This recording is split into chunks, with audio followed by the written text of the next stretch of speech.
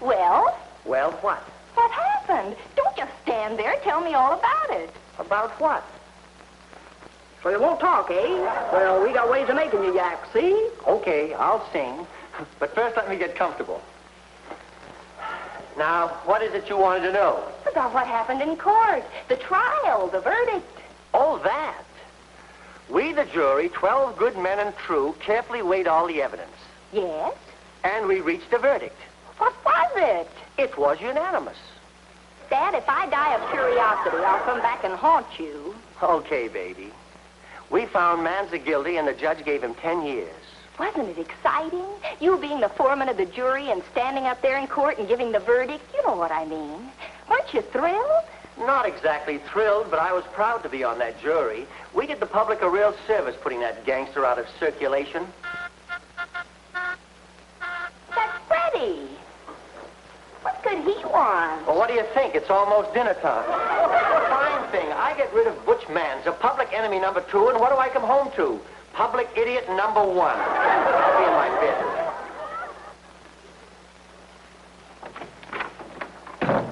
Hi.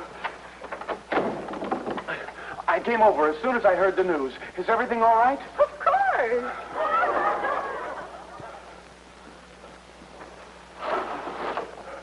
Can't be too careful. No use letting them know we're here. Freddie, what are you talking about?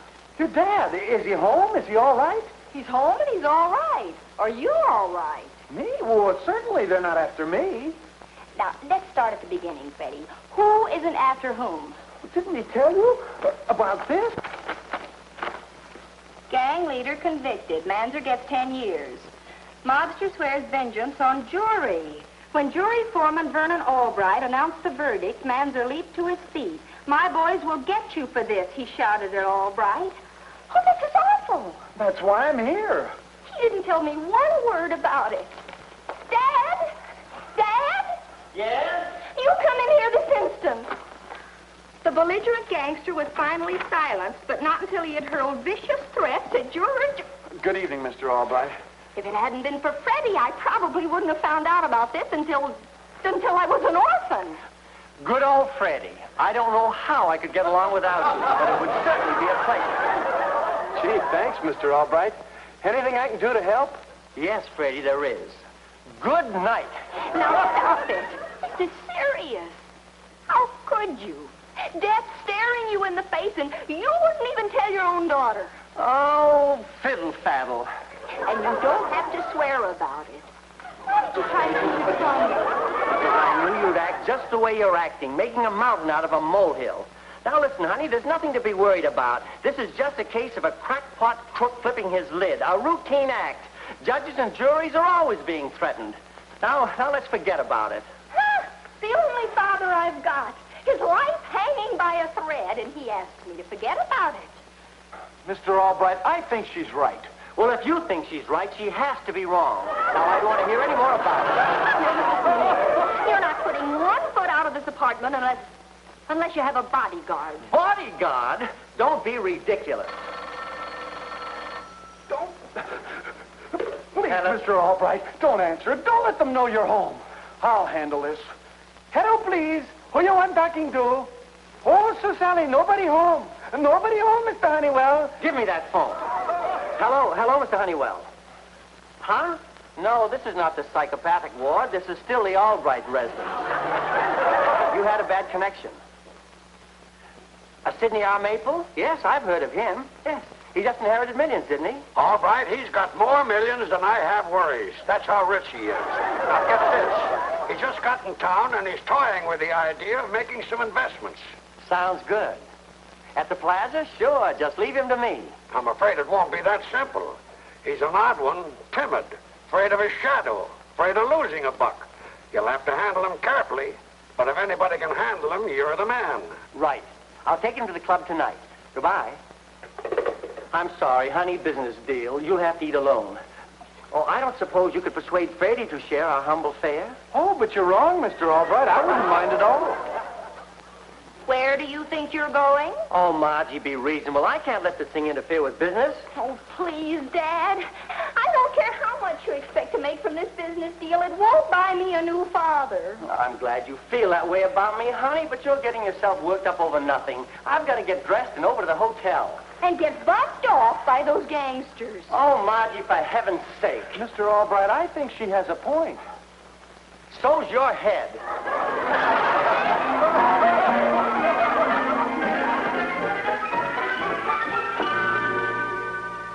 So you're going out tonight? Yep. Well, I hope you make a lot of money on this deal. Now you're being sensible. You'd better make plenty because you're going to need it. What do you mean? Just this. If you leave this house tonight, you'll have a son-in-law to support. Margie, you wouldn't, you couldn't. Do you mean... That's right, Freddie. Marry that jellyhead, that all-American drawback? You wouldn't do that to your own father. You take one step out of this house and dum-dum-da-dum, dum-dum-da-dum. You win. Oh, it's for your own good, Dad, believe me.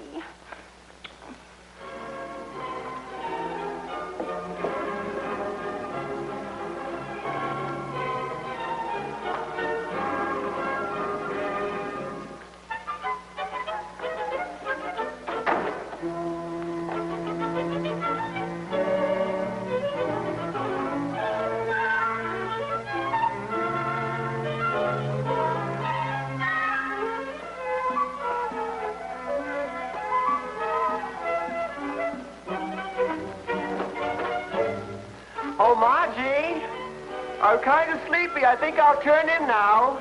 Don't you want any dinner? I'm not hungry. Good night.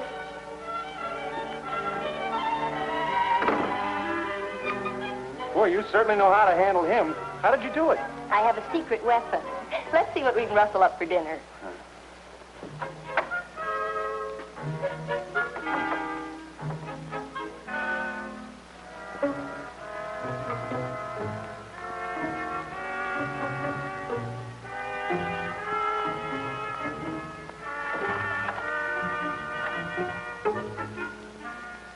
Mr. Maple, don't tell me that a vigorous, astute businessman like you is content to sit back and simply clip coupons. Well, I suppose it is a little on the cautious side, but on the other hand, excuse me, a new vitamin. Have you ever considered that it is practically your duty to put these idle dollars to work, both for yourself and others? Well, naturally, I've thought about it, but there's one thing that always stops me. Do you feel a draft? I must be careful. Oh, yes, the thing that stops me from investing. I might lose. It's our department to see that you don't. I suppose so, but I'm still afraid. You know something? What? I'm a coward. No. Yes. Not only in money matters, but I'm a physical coward, too. I don't believe it. Do you know what my secret vice is? I go to prize fights. I like prize fighters. I admire them. Why? Because they're so different from me. So brave, so physical. I'd give half my fortune if I could be aggressive. If I could walk right up to a man and knock him out. Have you ever tried it? Heavens, no. Well, try it sometime. You might be agreeably surprised. The basic psychology behind it is similar to financial investment. Really? Yes, indeed. Now, you be at my office the first thing tomorrow morning, and we'll go into the details. Radio didn't wake him up, did it? I just peeked in. He was sleeping like a baby. Hey, Margie, these are good. Have one. You're so subtle, Freddie. Come on, let's get some more.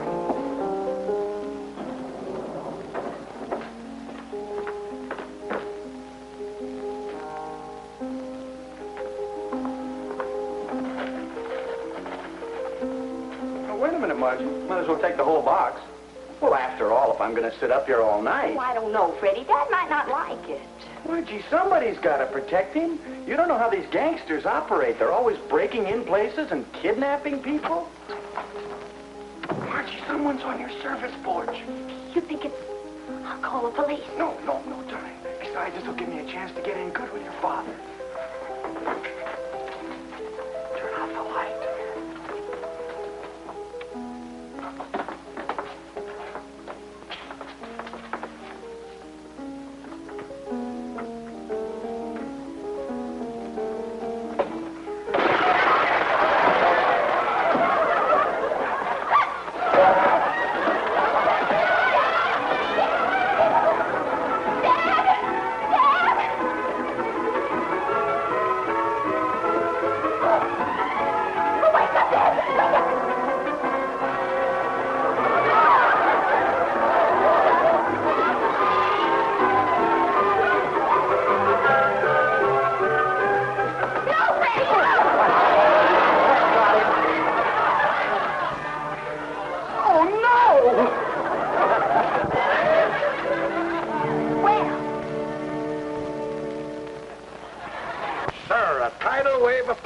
prosperity is upon us. So invest in the best and ride its crest. What do you think of that? Excuse me. What was the question? Now, as I was saying, Albright will be here any moment, and we'll go over it together. I like Mr. Albright. He's so polished, so gentlemanly.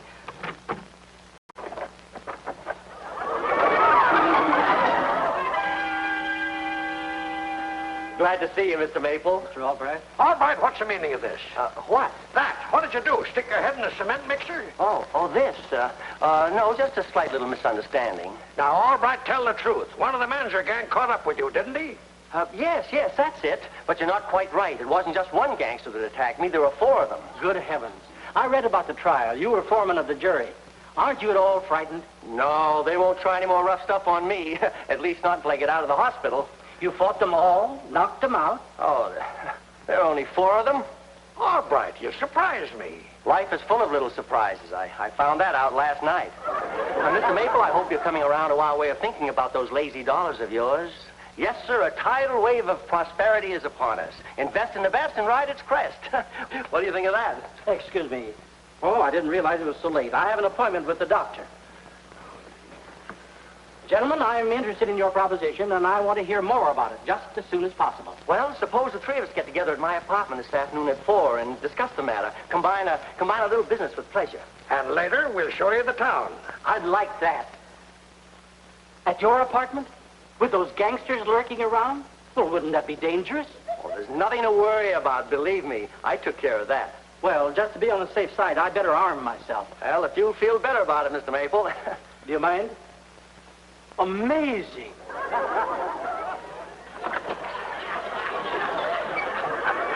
All right, I think that did it. We'll sign him tonight.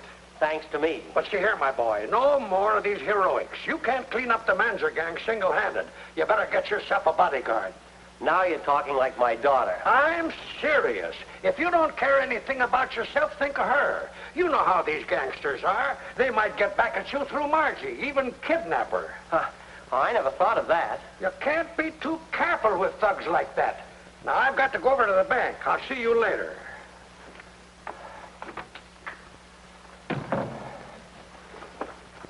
Get me the Haskell Detective Agency.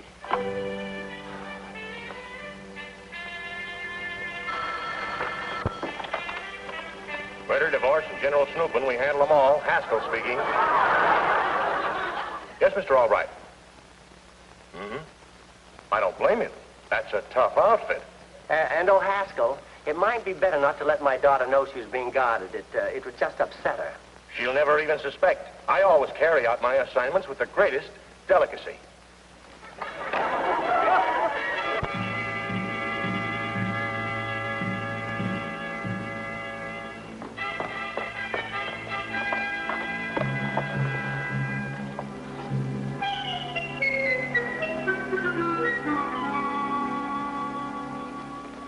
Pardon me, miss. That your purse? Well, yes. That A wouldn't stand for Albright, would it? Uh-huh. Why? You are Margie Albright. I know it. Your father home? Yes. Well, I mean, no. He's a long way from here. What do you want to know for? Want just have a little business with him? What does he look like? Well, he's tall. No, I mean, he's short and kind of fat and has dark hair. Really not much to look at. Thanks for the info.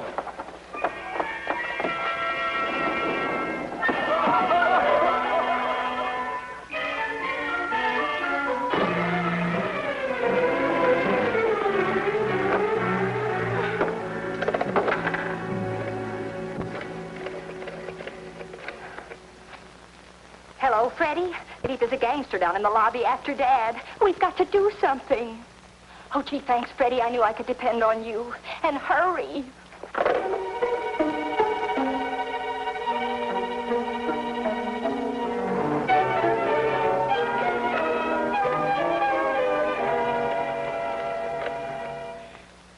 Hello, this is Margie. Is my father in?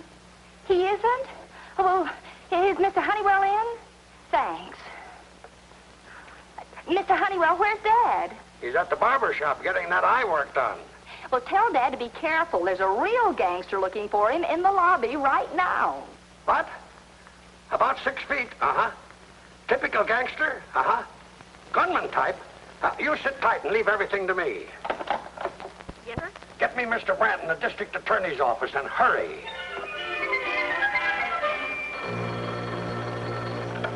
Hello? Hello, John. What?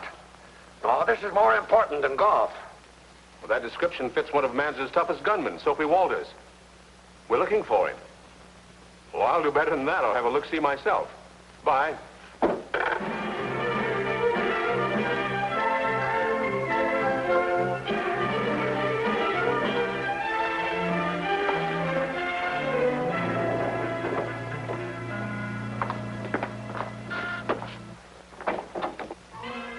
Come on in, fellas.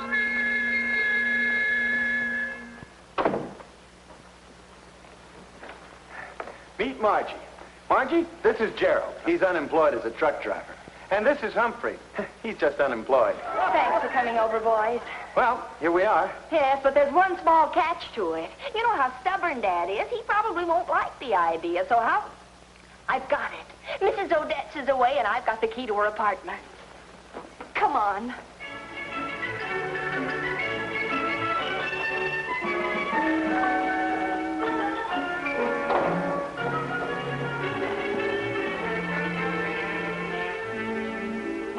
This is our observation post.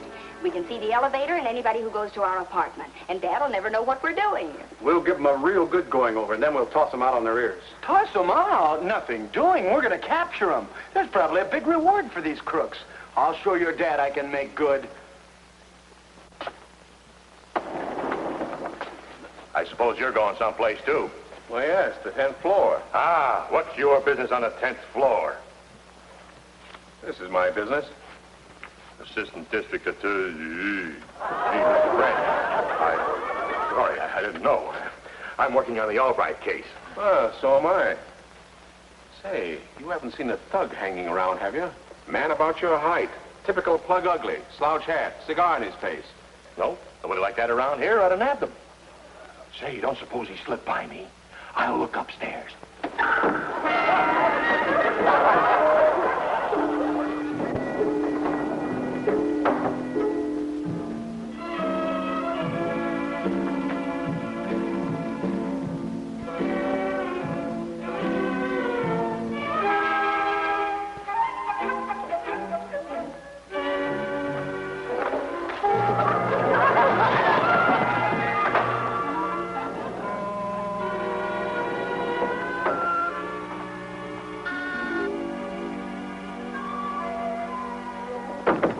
Not be so crude this time. I'll handle this one.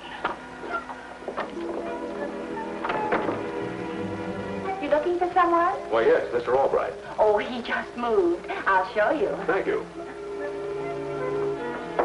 Okay, boys.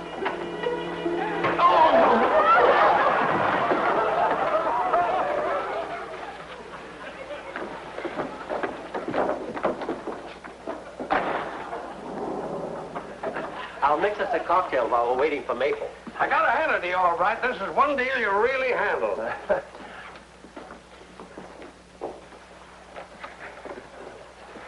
We'll split the reward money 4 ways. But don't you think we'd better tie him up? Good idea. We'll get some rope. You two fellas keep an eye on the hall.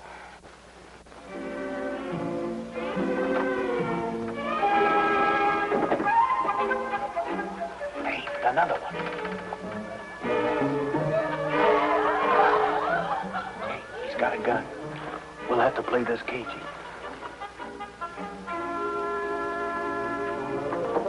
Excuse me, sir. Could I trouble you for a match? Yes, I have a lighter. Oh, what's the idea? Okay, Humphrey, I got his gat. Now get in there with the rest of your pals, rat. I'll do it. Help! Help! Help!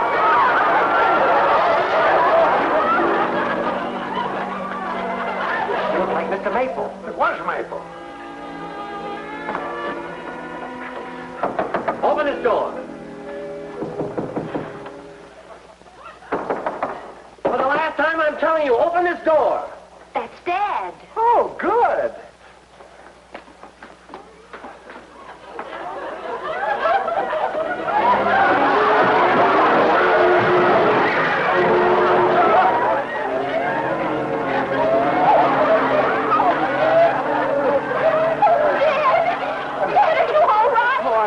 Mr. Albright. Will you tell me what this is all about? I don't know what it's about, but I know one thing, Albright. You're fired. Look.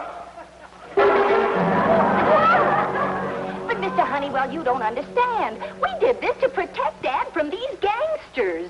You owe all this to Freddie. It wasn't anything much. Oh, it wasn't, huh? This gangster is Mr. Haskell of the Haskell Detective Agency, whom I hired. And this gentleman is a friend of mine from the district attorney's office. And here lies the reason that I was fired. Mr. Sidney R. Maple, multimillionaire. Who could have been our firm's most lucrative client. You mean he's your big business deal? The one that was so important? None other. Oh, dear. He'll probably be upset over this little mistake. Ha! Upset, she says. And I was just beginning to like him. He was such a timid little fellow with a secret ambition to be aggressive. He said he'd give half of all his money if he just had the courage to walk up to a man and knock him out. He really said that? He did. And this is what he got. And now, if you'll excuse me for a second, I'll step outside and shoot myself. Well, now, wait a minute, Dad. I've got an idea. Freddie, get some cold water. Come here. I want you two to play dead, right alongside the others. Hurry up. Now, remember, you're both knocked out.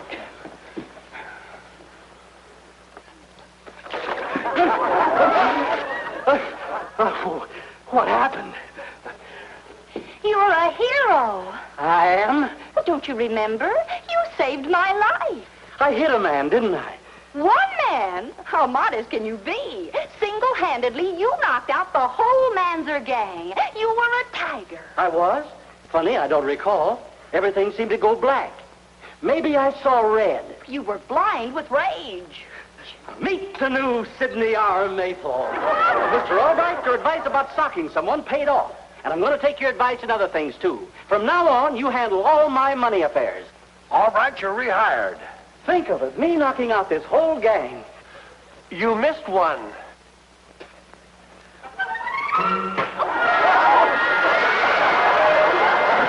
Celebrate through the town, Sid. What are we waiting for? All right, meet us at the club later, after you explain to the district attorney all about this little mistake. Come on.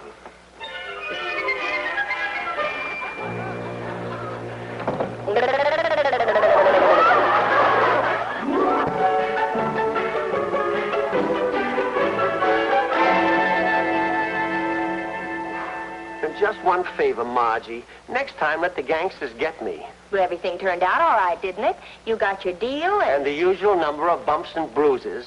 Now, listen, honey, if I wasn't so proud of you right now, Proud? What do you mean? Well, it isn't every father who has a cosmopolitan cover girl in the family. Dad, that's me. Yes, and you wait till you read the wonderful story about us inside. Oh, let me see. Oh, no. You go down to the newsstand and get your own copy. Yes, sir. That's my little Margie.